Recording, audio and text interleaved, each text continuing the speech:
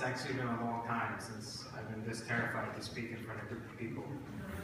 And though I know that everyone in this room cares about me and doesn't want me to do bad, I would just ask you to keep me in your prayers right now that God speaks through me today. So I'm not certain what message everyone expects on the Sunday after Thanksgiving. I'm guessing something along the lines of gratitude would be appropriate. Perhaps even discussing the idea of pilgrims and refugees would be timely. But I usually follow a different kind of style when I speak, if you guys remember some of my sermons. So today I wanted to share a story with you guys, and I would just pray that you humor me and bear with me and trust that God will bring us all together.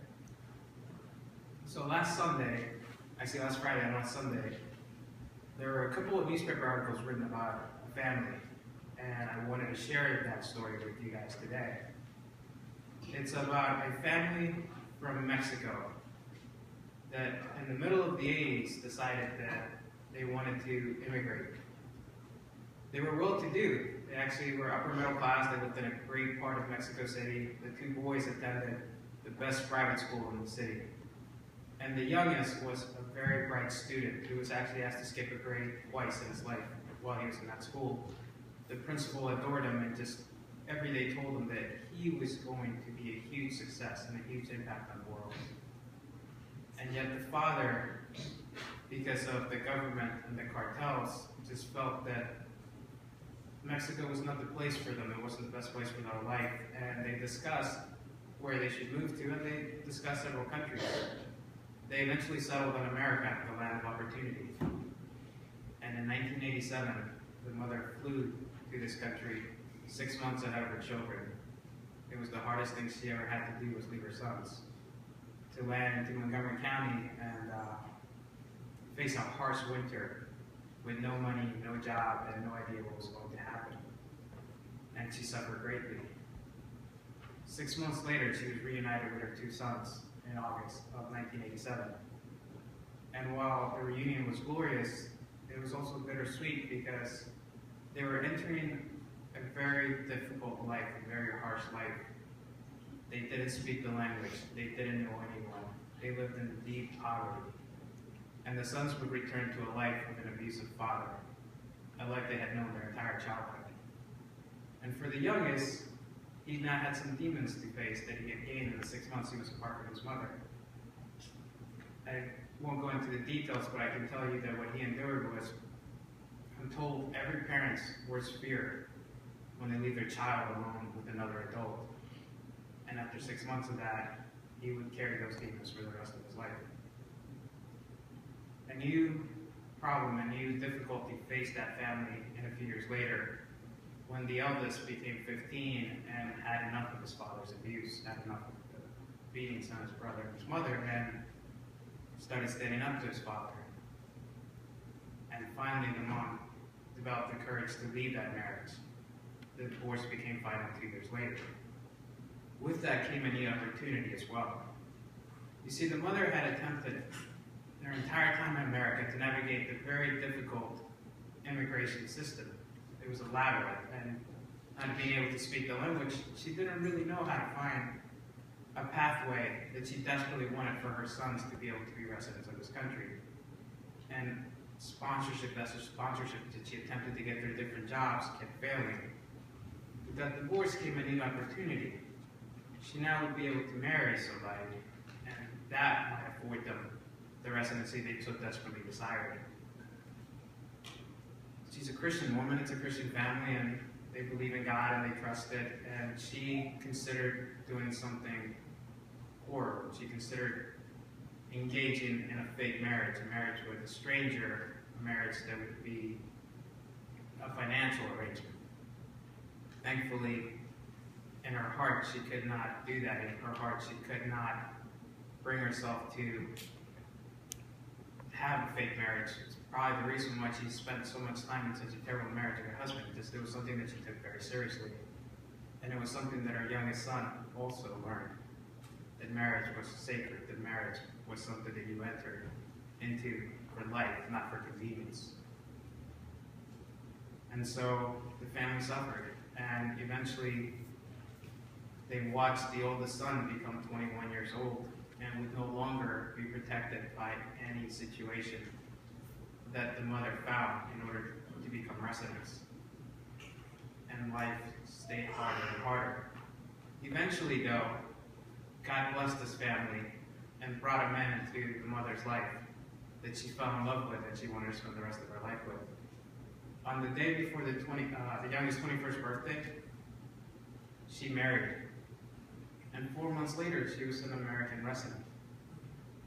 And as wonderful as that was, what she didn't realize, or none of them understood, was that it would be 4 months too late for her residency to make an impact on the youngest life. That the first opportunity this young man had to become a part of this country was taken away by a matter of 3 months. It would not be the last. She still worked hard, though, and attempted to get him a visa, which he was approved, a familial visa for an adult son. And he was placed on a waiting list that was projected to last 10 years. And we will address this visa again in the future of the story. 6 months after his mother became a resident, the father got a sponsorship through his work, and he was not a legal member of the society. But it was 10 months too late for the youngest son. 3 months after that, the eldest son, his brother, married the love of his life, his wife, and he became a U.S. resident. But again, 13 months too late to make a difference in this young man's life. For the youngest, life was hard in the sense that he always felt like a loser, like a waste of life. And 4 years out of high school, he started watching all his friends graduate from college. And this was very hard for him because he couldn't admit to them why someone who had been accepted to so many really good schools and carried such good grades could not move beyond community college. And that spring, when he was 21 years old, he made a very difficult decision. He was very sad, and he was very heartbroken. And he decided that he couldn't go on. And they decided that it was time to take his life. And he got in his car, and he drove to White's Ferry, to the little ferry there, because he had been there before, and he knew there was a ramp. And he knew that he could just drive up that ramp, and at the time he didn't know how to swim, so he assumed once the car hit the water, the undertow would pull him, and he would find peace. But God had given him a gift many months before, a gift that would unknowingly save his life. That fall, he worked at a gym, and he was very charismatic and well liked by everyone. And one of the members of the gym asked him if he would consider teaching physical education at a private school across the street, which he responded, "I don't have a college degree, I'm not an educator, how can I do this?" But it was a private school, and they don't necessarily follow the same rules. And so he was permitted to teach 1 hour a day, every day of the week, these 60 beautiful kids that he grew to love and adore. It was 20 at a time. He found that he had a gift for working with children. That was a great blessing that God had given him, and he really adored them. And when he sat in his car and he looked at the water, he had this interesting image of his car being pulled out of the water. And he thought to himself, what are the parents going to tell these kids? That they would call the guy coach. They would call him coach. They were going to ask, why did coach do this? Why did coach do this? And he knew that they would not have a good answer. He just didn't want to do that to those children or their parents. So he turned his car around and he drove home crying. And his mother must have known. His mother must have known that he was going through a lot of pain because she drove up from Florida, where she had not moved to, and took him to the University of Maryland, to the admissions office. And she pleaded with this woman and begged this woman to help them. This person had no reason to care, had no reason to assist a couple of immigrants. And the woman who is an angel that God had sent into their lives, help them, let's say, bend the rules and find a way for him to receive admissions into the University of Maryland. And when he turned 18, all he wanted to do with his life was get a college education. When he had fallen to the hardest road, he just remembered, he just kept saying, what am I going to do without a college education? How am I going to have a life without a college education? And this woman created that pathway. In 2 years, he completed 70 credits. Without a dime to his name, he found a way to pay tuition. And I can tell you that the happiest day of his life is this. 5 weeks before graduation, he had one payment left to make on his tuition.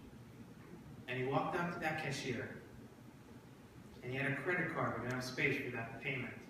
And he just knew that he had made it, that he was going to get his degree. And even if it took him the rest of his life to pay off that credit card, even if it took him decades to pay off, it was simply $500, but to him it was a fortune.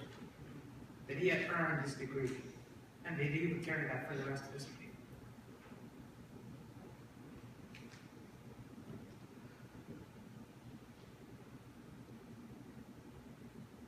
life.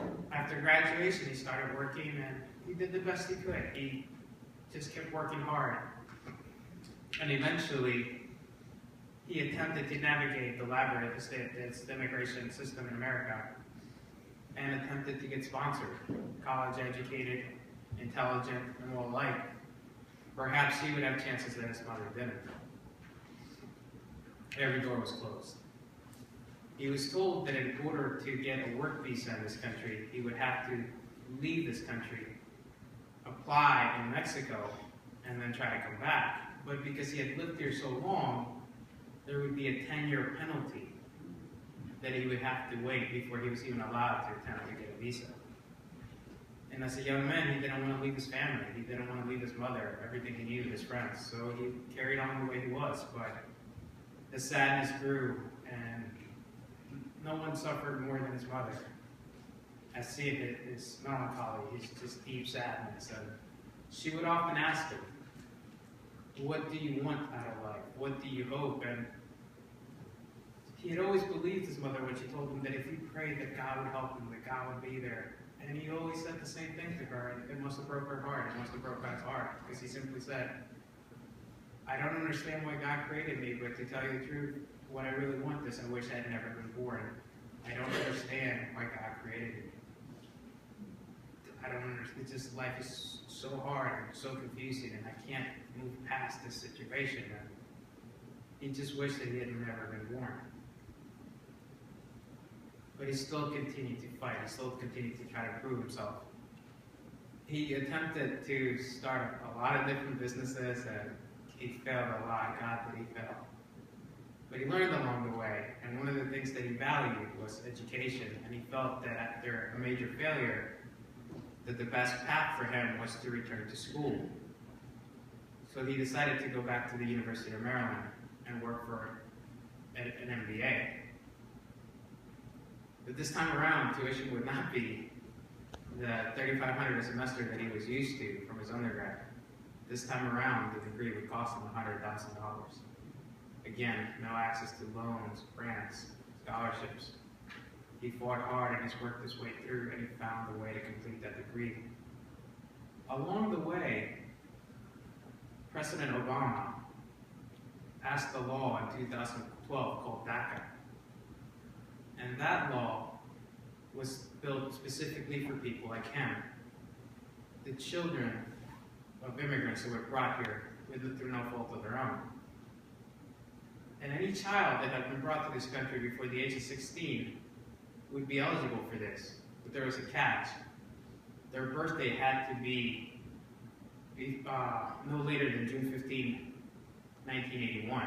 His birthday was June 15th, 1979. He had missed another opportunity by 2 years. As he explored DACA, he was also learned that the year that his mother applied for that visa for him, which had not been 13 years, 10 years since they had applied, the government actually passed a grandfather clause that would protect any adult child of a U.S. citizen who had been approved for an adult child visa. And that this could be a pathway for him, except that his approval letter was actually 3 months too late. Had it been approved 3 months earlier, he once again would have found a solution to the nightmare that just would not end. And his name on the list after 10 years had not moved the projection of 1 year at all. It was still a 10-year wait. 10 years later, they were projecting another 10 years. He's a good student, so he focused on school. And he had many dreams, and he had this delusion that if you've ever seen the movie The Pursuit of Happiness with Will Smith, he portrays Chris Gardner. In the book, or that film, I've read the book and seen the film, Chris Gardner discusses his life in series of this part of my life I call running, this part of my life I call being stupid. Both the movie and the book conclude with Chris Gardner earning an internship that he believed would guide him into a better life. And this young man believed that when he completed that MBA, when he earned that degree, that he would be offered a job, and that that job would be great. And that finally, when he earned that job, that that part of his life, that little part of his life, would be called happiness. Unfortunately, if you're an immigrant, you're an immigrant, whether you're trying to mow lawns or become an executive in a Fortune 500 company, you're still an immigrant. And if you don't have the right paperwork, you're unable to attain the job that you want. And so for 2 years, he exhausted every connection, every resource he had, desperately trying to find a job. Until he finally settled on a position that he didn't want. It was a job that had been made available to him upon graduation. But he wanted to follow his dreams. He wanted to work in an industry where he would make a difference. And this was a privileged job that he didn't feel would allow him to serve the world. 2 years later, when the position became available again, he humbled himself and prayed to God, I get it, I understand. You want me to humble myself and be here. And he accepted that position.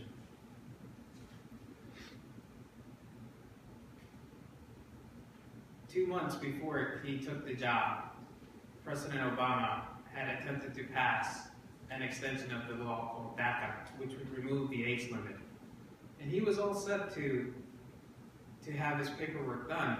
But 2 days before the approval of that expansion, a federal judge in Texas blocked the law and closed the pathway for any immigrant in his situation to find a pathway to citizenship in this country. Yet he was convinced that as long as he took this job, he'd be okay.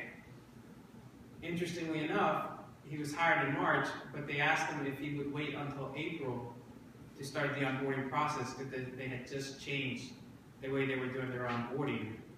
And he would be the first employee to go through this new onboarding process. Terrified at this news, he researched the change. And what he learned was that this company, a very small company that normally wouldn't do background checks on someone like him, had now shifted to doing that starting that month, and that he would be the first to be afforded this opportunity.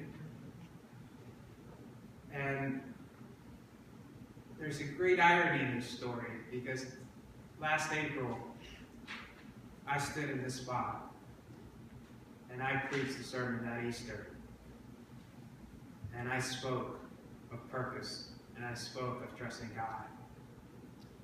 And a week later, the person in this story walked into that situation with that job position. And when he lost the job for his residency status, he lost all hope. And while I was speaking of hope, this person had once again decided for the second time in his life, this time at a sheer exhaustion, that there was no point in continuing. He decided to end his life for the second time in his life. And the reason I say it's an irony is because the story that I've been telling you about this young man, about this family. It's my story. This is my life. When I accepted that job and I heard about the onboarding process, I pulled into that parking lot with all my paperwork. In the high that I had from my sermon that Easter, it was so well taken, and I just sort of felt like God was with me. And I knew that if I believed hard enough, that all the promises my mother made me were true, and that God could work miracles. And I prayed for a miracle, and I believed that it would happen. And I remember praying this exact prayer. God, you don't want me to have the career I want. You don't want me to be a preacher, a pastor. I don't understand, but fine, I will accept it. God, you don't want me to get married. You don't want me to find love. I don't get that, because my whole life I wanted to love another person with all my heart and just be there for them. But if that is your will, I will accept it. And if you don't want me to have children, I will understand that too. It doesn't make sense to me because I'm so good with kids, but if that's your will, I will accept it. Just give me this job, God. Please give me this job. And I promise you, I will come here for the next 30 years, and I will hide in this place. I will keep my mouth shut. I will bother no one. I will make no one aware of anything. I will just hide here. And I walked into that onboarding process, and I knew that God was going to provide me a miracle. And within 5 minutes of the onboarding process, I was red flagged. And I couldn't help but chuckle, because there was no drama to it. Even the thing that I didn't want was taken from me. And when I got in my car, I contacted my brother. And my brother simply said this: I know you don't want to hear this, but it's time to bite the bullet. It's time to pay someone. It's time to have an arranged marriage. It's time to work the system. You need to let this go. And for me, what most people would consider my biggest strength has cost me my most amount of pain, because I have always believed in being a man of honor. I have always believed in being a man of character. And I refused my entire life to cheat the system. I refused. I knew that it was more important for me to marry for love, to find the right person, to stand up for my morals and my values. And everyone that knew my situation was begging me to break all that. And I reacted in the strangest of ways. Instead of agreeing with them, I went home and I did something called a decision tree, which is what MBAs do to make difficult choices. And what my decision tree told me, that the most logical step, the most logical thing to do, was to end my life, because I was a sunk cost, I was not providing value to society, and it was just time to go. And I was exhausted, and I just didn't need to continue. And I wrote a letter that was published in the Huffington Post last Friday. And the letter was to the people I respect, my mentors, people I love, people I trust. People who, for the past 2 years, have been pulling their hairs trying to figure out why I can't move forward with my life. They looked so disappointed in me every time they spoke to me and tried to figure out why I couldn't get a job. Most of them, if not all of them, are conservative Republicans. And I was so certain that the day I told them that I was an undocumented immigrant, they would be on the phone with INS, and they themselves would have me deported that day. And that was my fear, and that was my life. And I loved them so much, I would not have blamed any of them, because they matter so much to me. But before I ended it, I wanted them to know my situation. I think part of me hoped that they would react badly, because it would give me an excuse to do what I was terrified to do. Among these people is a couple named Chris and Elizabeth Hayes, who I've known 15 years. And I was so certain that the day Chris found out about my situation, there'd be a knock on my door from immigration. And instead, their response changed my life. They wrote me a letter telling me how proud they were of me, how much they loved me, how much I meant to their life, how heartbroken they were with my situation, and how they would do anything and everything they could to help me. And it shocked me, to the point where I started telling more and more people, to the point where I told 400 people before the article was published. And not a single human being did what I always feared would happen. when a single human being hated me, rejected me, made me feel like I was evil.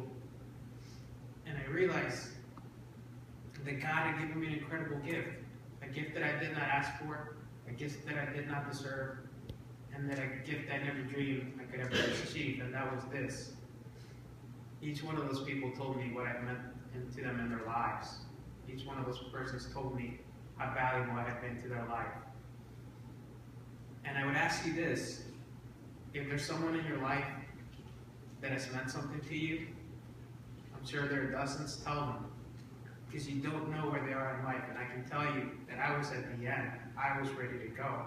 And it was their responses that actually gave me this very ironic moment. Before, I hate to say the word suicide because I know it's horrible, but before I did that, I remember I was angry. I was so angry at God.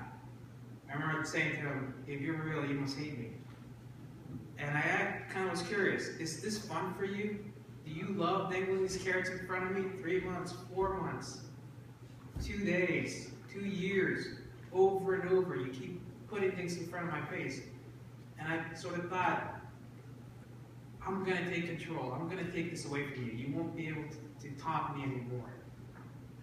And I even remember thinking, I told my mother so many times that I wish I'd never been born, and I remember thinking, I'm never going to have one of those It's a Wonderful Life moments. I'm never going to have one of those.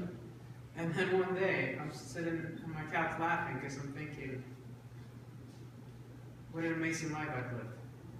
Maybe I don't have riches, maybe I don't have fame, maybe I don't have worldly success, but if 400 people could take the time to tell me that I've actually meant something to their life, then maybe my life wasn't such a waste. And it just gave me this deep hope. As I share my story with people, one of my concerns is that you'll feel sorry for me.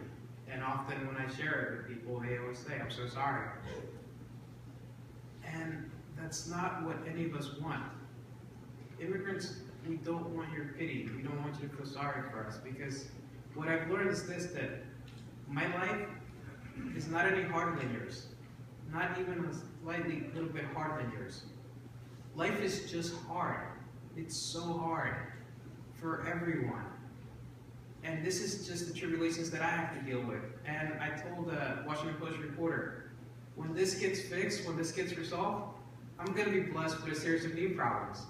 And I'm going to have to deal with those too. And life is just going to continue to be hard. So I don't want you guys, or we don't want you guys to feel bad for us, because your life is equally hard. You have equal challenges. What I've learned is this: what makes life tolerable, what makes life enjoyable, what makes life amazing is people, each other. When we stand with each other, when we communicate with each other, when we tell each other what we mean, when we're transparent, when we're honest, when we love each other. Whatever our trials are, we'll all get through them together. I took my story public because I wanted to make a difference. You see, I've been blessed in so many ways that I have access to one of the most powerful attorneys, immigration attorneys in the country out of Manhattan. Not because of my own, because of the people I know. I have 2 congressmen working on my situation with no real solution, but they're trying. President Obama, who I've never agreed with, have not often agreed with in his politics, I've become to adore because of how hard he's worked for immigrants. Knows who I am. He's been told by name by one of his golfing buddies, who I happen to see on a weekly basis. And I sort of felt that if I took the story public, if I told the world who I am, and even I, with an MBA that puts me in the top 9% of educated people in this country, can't find a solution to this, then there really is a problem in this country. And all we really need to resolve it is for people to care, for people to understand that this is a situation that affects everyone. I'm one person, but my life has touched 400 people that I know of. And out of this room, I only know of one that I told before the story. So it's possible that I've touched hundreds more. We all touch each other's lives. It doesn't matter where we were born. If we're living in the same space, in the same area, We make an impact, some good, some bad. But it doesn't have to be bad if we choose to be good. And for most immigrants, like my mother, who babysitted children her entire life here, she just wanted to contribute and raise her sons. And that's what most of us want. I have learned so much this year. I have been afforded so many gifts from God that I don't deserve. And I have grown in so many ways. And I could spend hours talking about them all, but I won't. So don't worry. I just wanted to leave you guys with this final lesson, important lesson for me. That as people hear my story, they tell me how remarkable I am, how courageous I am, how strong I am. And I respectfully disagree with all those statements, because I don't think that my life has been any harder than anyone else's. I don't think that I've overcome more than anyone else. My life has just been a series of challenges that my God in heaven thought I could deal with. And when the situations became so difficult that I didn't think I could bear them any longer, God graced me with gifts like people helping me along the way. He even nudged me along. I mean, people are horrified when they hear that I was considering suicide, but the truth of the matter is, if I hadn't hit that low point, if I had hit a point where I wanted to end it, I never would have told anyone. I would have carried on miserable and unhappy. And after sharing my story, I have found a joy that I could never have realized without being open and honest about who I am. I think what makes my story remarkable is this, is that I didn't break. See, politics, people, even God gave me every reason to give up on my faith. Give me every reason to stop believing, to feel sorry for myself, to make myself out to a victim. And I think that's true of all of us, that our challenges in our life puts us in positions where we choose not to face what's in front of us. We choose to believe that our challenges are greater than what we can handle. And it's probably true, they are alone, but together we can do more. I think what makes my story remarkable is that somehow, through all the labyrinth, through all the pain, through all the suffering, I somehow came out better. I somehow came out stronger. I somehow came out with a deeper faith than I had in my life. And even though this year has been rough, and I know that what's to come is going to be harder, and understand that as I took the story public, my life has become a lot harder. I am facing challenges that I knew would come, but they are horrible. I have had to say goodbye to people and places that I love. I have had to sacrifice so much. But I am still grateful for every moment of my life. Every pain, every suffering, from my father's abuse to my grandmother's abuse, because it all developed who I became today. And what God has given me this year that I hope to use for the rest of my life to make the world a better place is that I found out who I am. And I'm better than I was. I'm more than I am. And who I am today is the man that I always wanted to be. I became the man that I prayed my whole life I would be. Someone of honor, of strength, of courage, who's willing to face challenges, who's willing to stand up against a world that rejects them. Because God said, you have to be the change you want to see in the world. And if my immigration situation is going to get fixed, it's because I took action. But for me, it's deeper. I want to help others. And all this came from my suffering. All this came from my pain. So I would just share with you that whatever you're going through, whatever you're enduring, don't reject it. Don't be frustrated by it. Don't be beaten by it. Embrace it, conquer it, and face it. And who you will wake up the next morning. I pray that you have a life as lucky as the one I've had. I've been told by my attorney that I am the unluckiest person he's ever met, and yet I feel like the luckiest man in the world. I am dead broke now. I am unemployed, and I am unemployable, and I feel like the richest man in the world. I don't know what the future holds, and mostly uncertainty, and it's possible that I could be deported, and I feel like a success, like a great success, because people care about me, because people believe in me. Just trust God and give your life to each other, and together we will be okay. All right. Amen. Thank you for taking the time to listen to the story of my life.